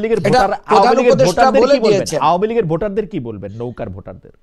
আওয়ামী লীগের ভোটারদেরকে আমাদের তো কোনো কিছু বলার নেই, তাদের যে বিবেক বুদ্ধি আছে সেটা দিয়েই তারা বিবেচনা করবে 5ই আগস্টের পরে কারা মামলা বাণিজ্য করেছে, কারা চাঁদাবাজি করেছে, কারা দখল করেছে, কারা লুটপাট করেছে, এগুলো বিবেচনা করেই তারা তাদের সিদ্ধান্ত গ্রহণ করবে। স্পেশালি আমি তো আওয়ামী লীগের লোকদেরকে কোনো অ্যাডভাইস দিতে পারি না। আওয়ামী লীগের ভোটারদেরকে আপনারা অ্যাড্রেস করবেন কিনা যখন মনে করেন ভোটের ক্যাম্পেইনে যাবেন? আমরা জনগণকে অ্যাড্রেস করব, সেখানে যদি কোনো আওয়ামী লীগের সাপোর্টার আমাদের অ্যাড্রেসটাকে ওয়েলকাম করে আমাদেরকে ভোট দেয়, সেটা তার ব্যক্তিগত ব্যাপার, এটা গোপনেই দিবে, এটা তো আর আমরা বলতে পারবো না যে হ্যাঁ ভাই আপনি কেন আওয়ামী লীগ হয়ে আমাকে ভোট দিলেন। স্থানীয় পর্যায়ে অনেক মামলা বাণিজ্যের কথা আপনি বললেন, সেই সব মামলা তুলে নেওয়ার ব্যাপারে আপনাদের অবস্থান কি হবে, বা সেই সব মামলা? আমরা মামলা বাণিজ্য করি নাই, যার কারণে যারা মামলা বাণিজ্য করে অনেক ইনকাম করেছেন তারা সেই মামলা তুলে নেওয়ার আশ্বাস দিচ্ছেন। আচ্ছা, আপনাদের আপনাদের আপনারা তুলবেনও না, মামলা বাণিজ্য আপনারা করবেন না, এই তো? আমরা মামলা না করলে কেন, আমরা মামলা বাণিজ্য করি নাই, তোলা না তোলার তো প্রশ্ন, এটা রাষ্ট্রের ব্যাপার, আচ্ছা, এটা রাষ্ট্রই ডিসিশন নেবে। আপনার রাষ্ট্র ক্ষমতায় আসলে কি করবেন সেটা বলবেন না কাউরে? আমরা রাষ্ট্র ক্ষমতায় আসলে তো সেটা আমাদের ইশতেহার থাকবে, ইশতেহার পর্যন্ত অপেক্ষা করতে হবে। ইশতেহারে, আচ্ছা, ইশতেহার পর্যন্ত অপেক্ষা করবো। এই প্রশ্নটা আমি আপনার কাছ থেকে শুরু করতে চাই, তারপরে হেলাল ভাইয়ের কাছে শুনবো। সেটা হচ্ছে যে বিএনপি বা জামায়াতের সঙ্গে জোটবদ্ধ হয়ে হলো নির্বাচনে অংশ নিতে চায় জাতীয় পার্টি, এই আহ্বানের বিপরীতে বা পক্ষে আপনাদের দলীয় অবস্থান কি? এই ব্যাপারে আমাদের দলীয় অবস্থান, আমরা তো তাদের আহ্বানে সাড়া দেই নাই, কাজেই তো এটা তো বুঝাই যায় যে আমাদের অবস্থান কি। বরঞ্চ আমরা জাপার নিষিদ্ধ চেয়েছিলাম, এরকম বক্তব্য আমাদের রয়েছে, কিন্তু আমাদের ভাইরা এটা নিষিদ্ধ চান নাই, তাদেরকে সারভাইভ করাইতে চেয়েছেন। হেলাল ভাই, বিএনপি বা জামাতের সঙ্গে জোটবদ্ধ হয়ে হলো নির্বাচনে অংশ নিতে চায় জাতীয় পার্টি, এই আহ্বানের বিপরীতে আপনাদের অবস্থান কি বা পক্ষে? আমার বক্তব্য, আপনি তো ইয়েস নোর মধ্যে যেতে পারবেন না। ওই যে আপনি জামাত আওয়ামী লীগের দোসর, তো আপনার জাতীয় পার্টি একটা ছিল না, প্রায় 24টি রাজনৈতিক দল 2024 সালের 7ই জানুয়ারি নির্বাচনে অংশগ্রহণ করে, তারা সবাই দোসর, তাদের সবাইকে তাহলে বন্ধ করা উচিত। নির্বাচন বন্ধ করলে রাস্তায় থাকে কে? জামাত এবং 2-1টি দল। তাইলে কি হচ্ছে, আপনি টোটাল সাপোর্টটা নেয়া এবং সরকারের কাছে দাবি দেওয়ার একটা প্রাধান্য আপনি তৈরি করতে চান, তাহলে তো বন্ধ করতে সব রাজনৈতিক দলকে। এখন আমি যে বক্তব্যটা দিচ্ছি সেটা হলো যে জামাত ইসলাম, আমি তৃণমূল পর্যায়ে দেখলাম যে তাদের কর্মী সংগ্রহ অভিযান চলছে। জামাত কিন্তু কখনো ওপেনলি কোনো সম্মেলন, কমিটি এগুলো করে না। আপনি দেখবেন রাত্রে বেলা বসে তাদের একটা আসর, নেতা নির্বাচন, বিভিন্ন ডিস্ট্রিক্টের, ঢাকা থেকে কুমিল্লার নেতা নির্বাচন, ঢাকা থেকে দিনাজপুরের নেতা নির্বাচন, দিনাজপুর থেকে কুড়িগ্রাম, এরকম এক আসরের মাধ্যমে আমরা শিখ সমাধান করি, ভোটাভুটি হয়, গন্ডগোল হয়, অনেক কিছু হয়, আলোচনা সমালোচনা করে একটা কমিটি বেরোয়। জামাত কিন্তু খুব চুপচাপে কমিটি গুলো। এবার আমি প্রথম দেখলাম যে তারা কর্মী সংগ্রহ অভিযানের নামে যত লোক আছে, সেটা আওয়ামী লীগ করে না বিএনপি করে না আপনার জাতীয় পার্টি করে, চোর না ডাকাত না বাটপার, কোনো বাদ বিচার নেই, সব কর্মী সংগ্রহ অভিযান। যে আমি এসে জামাতের কর্মী, একটা লোককেও যদি পুলিশ বলে যে এই লোকটা, বা জনগণ বলে যে আওয়ামী লীগের সময় খারাপ কাজ করেছে, তখনই সেই লোক দেখাচ্ছে যে আমার কাছে এই যে আমি জামাত করি, আমি আওয়ামী লীগ করি। এই অবস্থা কিন্তু দেশে চলছে। এতে করে আপনারা একটু ভয় পেয়ে যাচ্ছেন, তাই তো মনে হচ্ছে? যে ভয় পাবো কেন খালিদ ভাই? ভয় পাওয়ার কি আছে জামাত ভাই? আমরা 50 বছরের রাজনৈতিক দল, 4 বার ক্ষমতায় এসেছি, 6-7 বার নির্বাচন করেছি, ভয় পাবো কেন বলেন? আমরা কি বলতে পারবেন কখনো পিছনের দরজা দিয়ে ক্ষমতা এসেছি? জনগণের ভোটেই ক্ষমতা এসেছি, অতএব ভয় পাওয়ার আমাদের কিছু নেই। পিছনের দরজা দিয়ে ক্ষমতায় আসার প্রসঙ্গটা থেকে আমি একটু এবার আপনাকে চট করে, আপনার লাইনটা একটু ডিস্টার্ব করছে, খুলনাতে হয়তো ওই কি বলে ইন্টারনেটের স্পিডটা ঠিক আছে কিনা আমি ঠিক জানি না, তারপরও আপনাকে আমি চট করে একটু প্রশ্ন করে রাখি যে এনসিপিকে জোটে নেয়ার ব্যাপারে বিএনপির অবস্থান কি? এটা মাঠ পর্যায়ের নেতৃবৃন্দের কাছ থেকে আপনারা কি জানতে পারছেন? একই প্রশ্ন। আমাদের বক্তব্য স্পষ্ট, আমরা কিন্তু আগেই সিদ্ধান্ত নিয়েছি, জামাত এক্সেপ্ট জামাত, আমরা যে কোনো দলের সাথে জোট করতে আমরা প্রস্তুত রয়েছি। তবে নির্বাচনের পরে জয় পরাজয় যাই হোক, আমরা সবাইকে নিয়ে জাতীয় সরকার, অর্থাৎ এনসিপি কে নেব না এই কথা কিন্তু আমরা বলিনি। জামাত বাদে যে কোনো দলের সাথে আমরা জোট করতে প্রস্তুত রয়েছি। তার মানে আপনারা আগে থেকে এটা বলে রাখছেন এনসিপি রে যে মানে ওরা যাই করুক না কেন, ফলাফল নির্বাচনের পরে তারা একটু মন্ত্রিত্ব বা একটু এমপিত্ব পাবে, এরকম ব্যাপারটা না? আপাতত জামাতের বিপক্ষে তারা অবস্থান নিক, নির্বাচনের পরে তাদেরকে আপনারা কিছু না কিছু দিবেন, তাই তো? আমরা খালেদ ভাই, যে আমরা যদি জয়লাভ করি, আমরা কিন্তু বলছি সবাইকে নিয়ে, জামাতকে নিয়ে সরকার গঠনের কথা বলছি, কিন্তু নির্বাচনের কথা বলিনি, কারণ কি নির্বাচনটা আপনার কম্পিটিটিভ হওয়া যায়। আমরা যদি সবাই এখন ঐক্যবদ্ধ হয়, তাই তো আমি নির্বাচনে যাই, শেখ হাসিনা নির্বাচন। এই জন্য আমরা বলছি যে যেহেতু এখন জামাত প্রধান রাজনৈতিক দল হয়ে উঠছে, দ্বিতীয় সারি থেকে প্রথম সারিতে এসছে, অর্থাৎ তাকে নিয়ে যদি আপনি জোট করেন, তাহলে কোথা থেকে আপনি রাজনীতিটা করবেন, নির্বাচনটা করবেন কিভাবে? ইন্টারেস্টিং। ডক্টর আব্দুল মান্নান, আপনার কাছ থেকে একটু জানতে চাই যে এনসিপির ব্যাপারে আপনাদের আসলে অবস্থান কি? এনসিপির ব্যাপারে তো আমাদের কোনো বিরোধী অবস্থান নেই। এনসিপি ডিসিশন নেবে তারা কাদের পক্ষে যাবে। তাদের যে মিশন এবং ভিশন, তাদের যে অবজেক্টিভ, যে দলের কাছে গেলে তাদের সেই জুলাই গণ অভ্যুত্থানের স্পিরিট, তারা দাবিদার যে তারা জুলাই গণ অভ্যুত্থানকে ওন করেই একটা রাজনৈতিক দলের আত্মপ্রকাশ ঘটেছে। যদি সেটা বিএনপির ভিতরে যে যদি সেটা তারা ভালো পায় তাহলে অবশ্যই তারা বিএনপিতেই যাবে। আর যদি মনে করে যে জামাতের কাছেই তাদের এই স্পিরিট কি হবে, ফুলফিল হবে, জামাত এটাকে ওন করে, জামাত জুলাই স্পিরিটের শহীদ আহত থেকে শুরু করে নিয়ে জুলাই সনদ বাস্তবায়নে অগ্রণী ভূমিকা পালন করে, তারা যদি জামাতের সাথে আসবে। এই ডিসিশন আমার মনে হয় যে তাদের পরেই থাকা দরকার। গণ অধিকার পরিষদের সভাপতি ও সাবেক ডাকসু ভিপি নুরুল হক নূর সম্প্রতি বলেছেন যে যারা জুলাই মিত্র দলগুলির মধ্যে সমঝোতার মাধ্যমে নির্বাচন হওয়া সম্ভব, কিন্তু এটা আমি জানি না, এটা তো আওয়ামী লীগ ছাড়া বাকি সব দলগুলিরই তাহলে সমঝোতা হওয়া প্রয়োজন। এটা নিয়ে ডক্টর মান্নান আপনি কি মনে করেন? আজিজুল বারী হেলাল ভাইয়ের কাছ থেকে একটু শুনবো। আমি একটা কথা খুব স্পষ্টভাবে মনে করি, যেহেতু বিগত 3টা টার্মের যে নির্বাচন বাংলাদেশে হয়েছে, 17 বছরে আমরা বহু লাঞ্ছনার শিকার হয়েছি। আমরা মানে আমাদের জীবনগুলো দুর্বিষহ ছিল।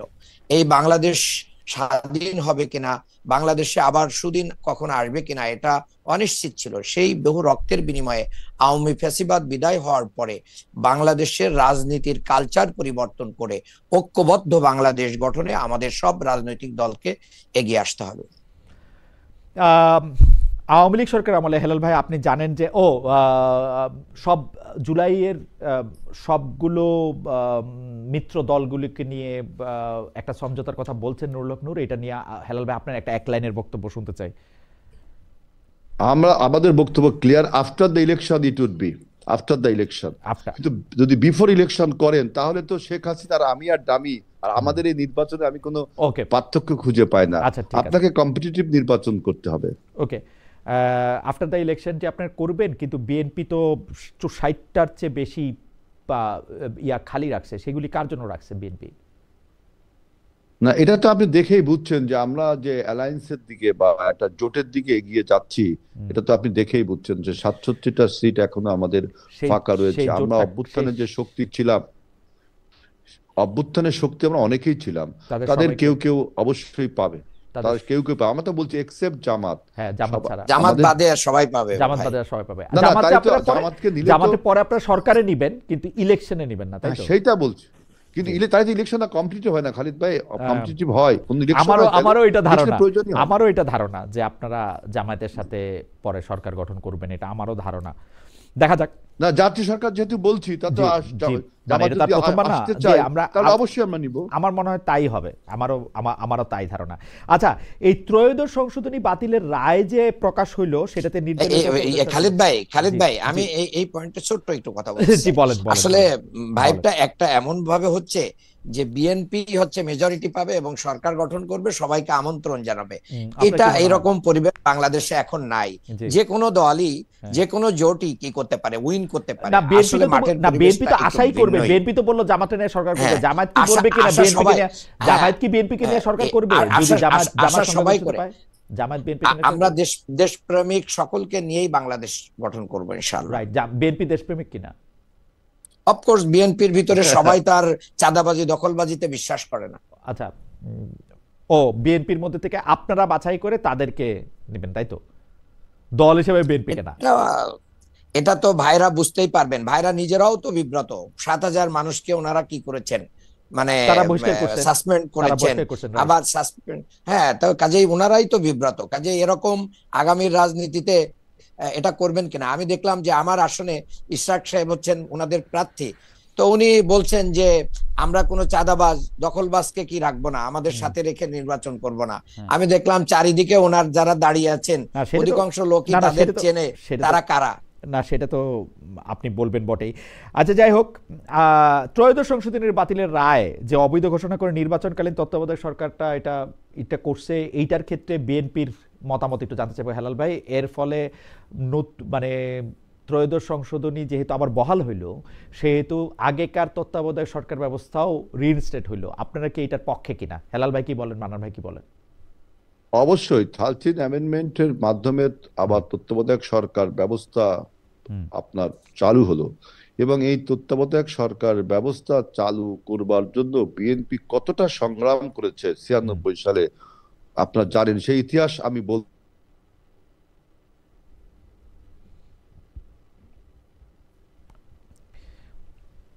96 সালে বিএনপি সংগ্রাম নিয়ে কথা বলছিলেন হেলাল ভাই। আপনি হেলাল ভাইয়ের লাইন একটু একটু বিযুক্ত হয়ে গেছে, আপনি কি একটু বলবেন কিনা তত্ত্বাবধায়ক সরকার নিয়ে ডক্টর মান্নান? আসলে হেলাল ভাই একটু হাইজ্যাক করার অবস্থায় চলে গেছেন। হেলাল ভাইদের থেকে এটা এখানে অনেক 100। সুতরাং আমি বলছি, কাচের ঘরে বসে অন্যকে ঢিল দেওয়া ভালো না, এতে আওয়ামী লীগের লাভ হয়। যে ফ্যাসিস্টকে পতন করেছি, এই যে চাইল্ডিস্ট মার্কা অ্যাটিটিউড করলে কিন্তু রাজনীতির হেলাল ভাই আমরা আপনাকে হেলাল ভাই, কিছু শুনতে পাই নাই। হেলাল হেলাল ভাই ভাই, আমরা আপনাকে শুনতে পাই না। আপনি স্পেসিফিক কোনটাকে শিশু সুলভ আচরণ বলছেন আমাদের একটু বলবেন? আমরা কিছুক্ষণ আপনাকে এই শুনতে যে পাই না। দেখেন না, কথায় কথায় বলা হচ্ছে যে চাঁদাবাজ, সন্ত্রাসী। আমি তো দেখলাম আমার দীর্ঘ রাজনৈতিক জীবনে জামাতে ইসলামী বাংলাদেশে যে সমস্ত ক্ষেত্রে চাঁদাবাজি করেছে, এটা খুব বড় বড় একটা ব্যাংক দখল হয়ে যাচ্ছে, স্কুল দখল হয়ে যাচ্ছে, এটাকে চাঁদাবাজ না। আমি বলছি যে এই ধরনের কথাবার্তা, অন্যকে আপনি চাঁদাবাজ, সন্ত্রাসবাজ বলে ভোট যদি পাইতেন, আপনি এগুলো বলছেন, আবার ভোট যুদ্ধে আসতে রাজি হচ্ছেন না, কারণ আপনি ভোটটাকে পিছিয়ে দিতে চাচ্ছেন। হেলাল ভাই আমি আসলে মান্নান ভাইয়ের বা মান্নানের পক্ষে নিতে চাই না, কিন্তু আপনি একটু খেয়াল করলে দেখবেন যে মান্নান সাহেব যেগুলি বলছেন তার অধিকাংশ কথা জনাব তারেক রহমানও বলছেন। জনাব তারেক রহমানও কিন্তু চাঁদাবাজির বিপক্ষে অবস্থান নিয়েছেন, আপনি দেখেন, সবাইকে সতর্ক করে দিয়েছেন। বিএনপির লোকদের কথাই বলছেন, প্রায় একই কথা ডক্টর আব্দুল মান্নান বলছেন, মানে একটু এদিক ওদিক না। আমিও তো সেটা বলছি খালেদ ভাই, আপনি দেখেন আপনি এটাকে শিশুসুলভ কথা বললে কেমনে হবে? কোন না, আপনি আমার কথা, আমি এই জন্যই বলছি যে বিএনপি কোন অভিযোগকে অ্যাকসেপ্ট করছে, ডিনায়াল টেন্ডেন্সিতে আমরা ভুগছি না। আমি বহু আগে এই কথা ক্লিয়ার করেছি। কিন্তু জামাত ইসলাম কি দুধে দুয়া তুলসী পাতা? তারা কি কখনো স্বীকারিত করছে না তারা চাঁদাবাজি করে, সন্ত্রাস স্বীকারিত করছে না? এই যে ডিনায়াল টেন্ডেন্সি, এইটাই তো শিশু সুলভ একটা আচরণ। ওকে, আপনি ডিনায়াল টেন্ডেন্সিকে বলছেন। আর ডক্টর মান্নান আপনি একটু বলবেন কি যে আসলে ব্যাংক থেকে শুরু করে অন্যান্য ব্যবসা প্রতিষ্ঠান দখল, এবং আমি কিন্তু এটাও শুনেছি জামায়াত হচ্ছে বড় বড় ব্যবসা প্রতিষ্ঠানকে তারা বলছেন যে আপনাদের সমস্যা আছে, আপনারা এত টাকা চাঁদা দিবেন। এইটাও কিন্তু এটা বলছেন বড় বড় ব্যবসা প্রতিষ্ঠানকে, যেটাকে বলা হচ্ছে যে তারা ইচ্ছা করে সেটা টাকা দিচ্ছেন। আপনাদেরকে যদি বলা হয় আপনারা দল পরিচালনা করছেন কিসের টাকায়, আপনারা বলেন যে চাঁদায়, যে বলেন যে মেম্বারদের চাঁদায়, কিন্তু এইটা নিরপেক্ষ ভাবে হইলে অনেকেই বলে থাকেন যে তার চেয়ে অনেক বেশি পরিমাণ টাকা আসলে জামাতের আছে। এটা একবারে সম্পূর্ণ ভিত্তিহীন গুজব এবং বানোয়াট একটি কথা। আমি আব্দুল মান্নান, প্রতি মাসে আমার আয়ের 5% দিয়ে আমি এই দল চালাই। আমাদের হাজার হাজার নেতা কর্মীরা নিজেদের টাকা দিয়ে, নিজেদের সম্পত্তি বিক্রি করে আমরা এই দল পরিচালনা করি। আমরা কারোর কাছ থেকে এভাবে জোর করে প্রেসার করে আমরা প্রেসার করেন না তো, আপনারা ফোন করেন, ফোন করে বলেন সমস্যা আছে, তারপর তারা টাকা দেন। প্লিজ খালিদ ভাই, আমি আপনাকে বলি, আমি যদি বলি যে আমি একটা লাশ দাফন কাফনের জন্য আমাদের একটা অ্যাম্বুলেন্স লাগবে, খালিদ ভাই আপনার যদি অ্যাবিলিটি থাকে আপনি দেন, আপনি যদি এটা দেন, তাহলে এটা কি চাঁদাবাজি? আপনারা থার্ড পার্টি, আমি একটা কথা বলি মান্নান, ডক্টর আব্দুল মান্নান, আমি একটা কথা বলি, আপনারা থার্ড পার্টি অডিটের মাধ্যমে আপনারা কি এটা দেখাইতে পারবেন যে আপনারা আসলে নিজেদের মেম্বার চাঁদা কত, বাইরে থেকে কত চাঁদা আসে? আমাদের প্রতিটা আয় এবং ব্যয়ের কি আয় অডিট হয়, এবং থার্ড পার্টি না। আপনাকে ওয়েলকাম করলাম, আমি 1 ইয়ার আপনাকে আমন্ত্রণ করলাম, ক্যামেরা নিয়ে এসেন আমাদের পার্টি অফিসে, আপনারা দেখে যান আমরা কিভাবে এগুলো মেনটেন করি। একটি টাকার এদিক ওদিক মিস ইউজ হলে আমার যে পদ আছে, এই পদ থাকার কোনো মিস ইউজের কথা আমি বলতেছি না, মিসইউজের কথা বলতেছি না। কথা যখন উঠলো ডক্টর মান্নান, কথা যখন উঠলো ডক্টর মান্নান, আপনি আমাকে বইকেন না, আমার কথা শুনেন আগে। আপনি আমাকে বলেন বাংলাদেশে যারা ব্যবসায়ী গোষ্ঠী আছে সেই 20 জনের একজনও বা 20 জনের 20 জনই আপনাদেরকে চাঁদা দেয় নাই। এটা কি এই জুলাই মাস থেকে এই আগস্ট মাস পর্যন্ত কেউ চাঁদা দেয় না? কেউ আমাদেরকে চাঁদা দেয় না, দেয় নাই। কেউ আমাদেরকে চাঁদা দেয় না। যেভাবে ভাইরা মানুষের কাছ থেকে চাঁদা গ্রহণ করে সেভাবে তো করে না। তো অভিযোগ দিয়েছে কোন মিডিয়া করে, জামাত হিসেবে করে না। কোন মিডিয়া, কোন জায়গায় কোন ব্যক্তি, সংক্ষিপ্ত ব্যবসায়ী বা কোন মিডিয়া কেউ কি আজও পর্যন্ত বলতে পেরেছে এটা জামাতের বিরুদ্ধে একটা অপবাদ এবং অপপ্রচার? বরঞ্চ বিএনপি নিজের চাঁদাবাজি এবং লুটপাট ঠেকানোর জন্য এই কথাগুলো নতুন করে নিয়ে এসে একটা পরিবেশ তৈরি করতে চাচ্ছে। বাংলাদেশ জামাত ইসলামের 2 জন মন্ত্রী ছিলেন, তারা মন্ত্রী থাকা অবস্থায় আজও পর্যন্ত কেউ 1 টাকার দুর্নীতির সংবাদ আনতে পারেন নাই। কাজেই খালিদ ভাই, এগুলো মানে দুর্ভাগ্যজনক। আর আপনি তত্ত্বাবধায়ক সরকার সম্পর্কে জানতে চেয়েছেন, সেটা আমি এক লাইন বলতে চাই। তত্ত্বাবধায়ক সরকার বিএনপি যেভাবে হেলাল ভাই বললেন যে করুণা করেই মনে হয় দিয়ে দিয়েছে, এর জন্য আমি তখন ইন্টারমিডিয়েটের ছাত্র, খুলনাতে আমি রাজপথে লড়াই করেছি। আজকে তত্ত্বাবধায়ক সরকার ফিরে আসাতে আমার ভিতরে একটা শিহরণ তৈরি হচ্ছে যে না, আমার সেদিনের লড়াই কি হয়েছে, বাস্তবে পরিণত হয়েছে। জামাত ইসলামীর এই যে ব্রেন থেকে আসা এই তত্ত্বাবধায়ক সরকার, বাংলাদেশের জনগণ যারা দিতে চায় নাই, যারা বলেছিল পাগল ছাগল ছাড়া আর কেউ তত্ত্বাবধায়ক সরকার বোঝে না, নিরপেক্ষ না, তারাও আজকে কি বলছে? আমার মনে হয় ডক্টর মান্নান আপনার বক্তব্য পরিষ্কার। ডক্টর মান্নান, আপনার বক্তব্য পরিষ্কার। আমি হেলাল ভাইকে বলতে চাই, ডক্টর মান্নান কিন্তু উদাত্ত আহ্বান জানালেন, ওপেন এই টেলিভিশন উনি বললেন আমি ইচ্ছা করলে উনার ফিনান্সিয়াল নকদান বা জাবেদা বই দেখতে পারবো, কোত্থেকে আয় হইতেছে কোত্থেকে ব্যয় হইতেছে, থার্ড পার্টিও লাগবে না, যে কোনো সময় যেতে পারবে। এই কথাটা কি বিএনপির পক্ষে আসলে বলা সম্ভব কখনো? অবশ্যই। আমি তো বিএনপি তো জামাতের মতো আপনার এনজিও মার্কা সংগঠন না, বিএনপি জামাতের মতো ক্যাডার এনজিও তো খারাপও না, চাঁদাবাজ। আপনাকে রাজনৈতিক দলগুলো, রাজনৈতিক দল এবং এনজিও এক জিনিস না। রাজনৈতিক দল মানে গণসংগঠন আর ক্যাডার ভিত্তিক সংগঠন এক জিনিস না, বুঝছেন? কিন্তু আপনার বিএনপির যে সৌন্দর্য, যেটা যে আপনি একটা অভিযোগ দিচ্ছেন, সেটা আমি অ্যাকসেপ্ট করছি, করে আমি তদন্ত করছি, তদন্ত সাপেক্ষে তার বিচার করছি। কিন্তু জামাত তো প্রথমেই আপনাকে প্রত্যাখ্যান করছে, সে কিছু শুনতেই রাজি না, সে মনে হচ্ছে আকাশ থেকে ফেরেশতা নামছে। সে তো ওপেন চ্যালেঞ্জ দিচ্ছে হেলাল ভাই। মান্নান ভাই, আমি একটু বলি, সে তো ওপেন চ্যালেঞ্জ দিচ্ছে, আমি আয়েশা তারে তো পরীক্ষা করে দেখতে পারবো, তার কত টাকা ঢুকতেছে, কত টাকা কোথায় ব্যয় করতেছে, সে তো ওপেন চ্যালেঞ্জ দিতেছে। আমি বলতেছি এই কথাটা বিএনপিও বলতে পারবে কিনা? বিএনপি বলতে পারবে না কেন? বিএনপি তো আপনার নির্বাচন কমিশনে তো আমরা হিসাব জমা দিচ্ছি প্রত্যেকবারে। কিন্তু মান্নান যেভাবে বলছে, ওটা তো মনে হচ্ছে একটা আপনার ওই যে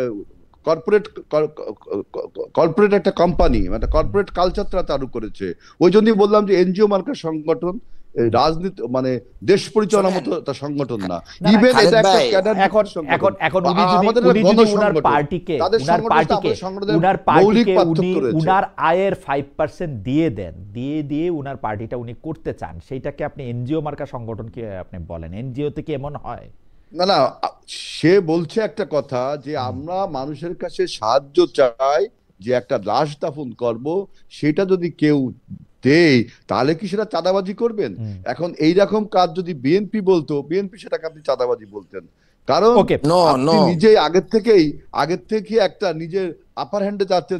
আমার মনে হয় পার্থক্যটা এই জায়গায় হেলাল ভাই, পার্থক্যটা এই জায়গায় কিছু সংখ্যক চাঁদা আছে যেটা হচ্ছে ইনস্টিটিউশনাল চাঁদাবাজি। যেমন ঢাকা শহরে ফুটপাতগুলি এখন কাদের দখলে? যেমন ধরা যাক যে ঢাকা শহরে আসলে ব্যাটারি চালিত রিক্সা চালাইতে হইলে এই মালিকের পাশাপাশি আর কাকে কত টাকা দিতে হয়। যেমন ঢাকা শহরে আসলে কোন থানায় কোন পুলিশের ওসি নিয়োগ পাবে, এইটা আসলে জামায়াত ঠিক করে নাকি বিএনপি ঠিক করে, এবং এটা আসলে চাঁদার বিনিময়ে ঠিক হয় নাকি এমনি ঠিক হয়? গাবতলী গরুরহাটটা আসলে কিভাবে পরিচালিত হয় একটু বলতে দেন। রাজনীতিতে যে সন্ত্রাসী কর্মীগুলো, যে চাঁদাবাজ কর্মীগুলো, তাদের পরিচয় তারা সন্ত্রাসী, তাদের পরিচয় তারা চাঁদাবাজ, তাদের কোনো রাজনৈতিক পরিচয় নেই। কখনো জামাতের রঙে, কখনো বিএনপির রঙে, কখনো এনসিপির রঙে এই সমস্ত দস্যুতা করে থাকে।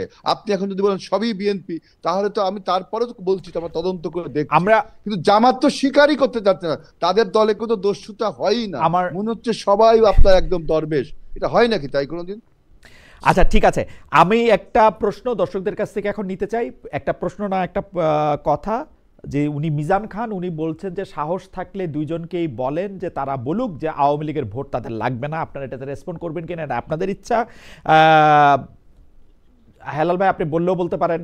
আমার মনে হয় আমার বক্তব্য হলো যে আওয়ামী লীগ যারা সমর্থক তারা কি ভোট দিবে না? তাদের ভোটটা বন্ধ করে দেওয়া উচিত। তাদের ভোট যাতে ভোট দিবে, তাদের ভোট তো আপনি বন্ধ করতে পারবেন না। এখন আমি বলছি যে এই ভোটটাকে অ্যাট্রাক্ট করার জন্য জামাত একটা ফন্দি পাকে এঁটেছে, কর্মী সংগ্রহ অভিযানের নামে সবাইকে জামাতি। আচ্ছা, আপনি জামাতের ফন্দিটা বুঝতে পেরেছেন। ওকে, ফ্যান্টাস্টিক। আমার মনে হয় ডক্টর মান্নান, আপনি এটাতে কি বলবেন? আপনি যদি 30 সেকেন্ড একটু বলেন। ভাই, আমার মনে হচ্ছে যে বিএনপি তো কোনো কর্মী সংগ্রহই করে না, সদস্য সংগ্রহ করে না। বিএনপি এমনি এমনি একটা সংগঠন চলতেছে, এটা তো প্রত্যেকটা দলের দলীয় কর্মসূচি, সে তার দাওয়াত দিবে, কর্মী সংগ্রহ করবে। কিন্তু আমার জানা মতে, আমার দেখা মতে যে পরিমাণ লোকদেরকে শেল্টার দেয়া হচ্ছে, বিএনপির ভাইরা, আল্লাহর রহমত, এদেশের মানুষ, সাধারণ মানুষকে এগুলো বিচার করতে দিতে হবে। সাধারণ মানুষ, ওকে, সাধারণ মানুষ নিশ্চয়ই বিচার করবে। আপনি শুধু আরেকটা কথা বলেন যে আপনারা বেশিরভাগ সময় কোনো রকম কোনো দুর্নীতি বা পদ থেকে কোনো অবস্থান বা চাঁদাবাজির এগেনস্টে আপনারা কথা বলেন, সেই কথাকে আমরা স্বাগতও জানাই। আপনারা দলের মধ্যে গণতন্ত্রের কথা বলেন, কিন্তু যেসব ব্যবসা প্রতিষ্ঠান আপনারা গড়ে তোলেন সেই সব ব্যবসা প্রতিষ্ঠানে কখনোই জামায়াত শিবির বা জামায়াত বা শিবির করা ছাড়া অন্য কাউকে আপনারা নিয়োগ দেন না। আপনাদের বিরুদ্ধে অভিযোগ যে আপনারা আসলে যত রকমভাবে ব্যবসা প্রতিষ্ঠান বা অন্যান্য প্রতিষ্ঠান আপনারা গড়ে তোলেন, আপনারা একটা গোষ্ঠীতন্ত্রের মাধ্যমে সেটা পরিচালনা করেন। যেমন আপনাদের মধ্যে যদি কেউ বড় ব্যবসায়ী হন তাহলে তাই করেন। আমরা যদি আপনাদের যে দুজন মন্ত্রী ছিলেন সেই দুজন মন্ত্রীকেও দেখেছি যে প্রচুর পরিমাণে এনজিওর নিবন্ধন দিতে সেই সময় যারা আসলে আপনাদের লোককে চাকরি দেওয়া হয়েছে। অভিযোগ এগুলি, আপনি যদি 1-2 মিনিট এগুলি রেসপন্ড করতেন, আসলেই এটা এরকম কিনা? শোনেন, বাংলাদেশে জামাত ইসলামী যতগুলো প্রতিষ্ঠানের সাথে সম্পৃক্ত আছে বা জামাত সমমনা লোকেরা সম্পৃক্ত আছে, তারা বাংলাদেশের আইন কানুন নিয়ম এবং চাকরির বিধিবিধান মেনটেন করেই জনগণকে নিয়োগ দেয়। কাজেই এটা একবারেই মানে আমাদের প্রতি কি করা হচ্ছে যে না আমরা এটা দেই না। অবশ্যই খালেদ ভাইকে আমি বলতে চাই যে আপনি যখন একজনের নীতি নৈতিকতা জায়গায় যদি আপনি প্রুভ করতে পারেন যে এই লোকের চেয়ে মিস্টার আব্দুল মান্নানের চেয়ে আজিজুল বারী হেলালের নীতি নৈতিকতা বেশি, কিন্তু দুইজনের একাডেমিক যোগ্যতা সেম, পরীক্ষায় একই নাম্বার পেয়েছে, তাহলে আমি যদি আজিজুল বারী হেলাল ভাইকে আপনি যদি জব দেন, আমি কি ওই অভিযোগ দেব যে উনি দলীয় কারণে চাকরি পেয়েছেন? এটা তো হতে পারে না। এই প্রিফারেন্স স্ট্রোক আছে বলেই তো আমরা আমাদের এই জায়গায় খেয়ানতের জায়গায় আমাদের অবস্থান নাই বলে চলে।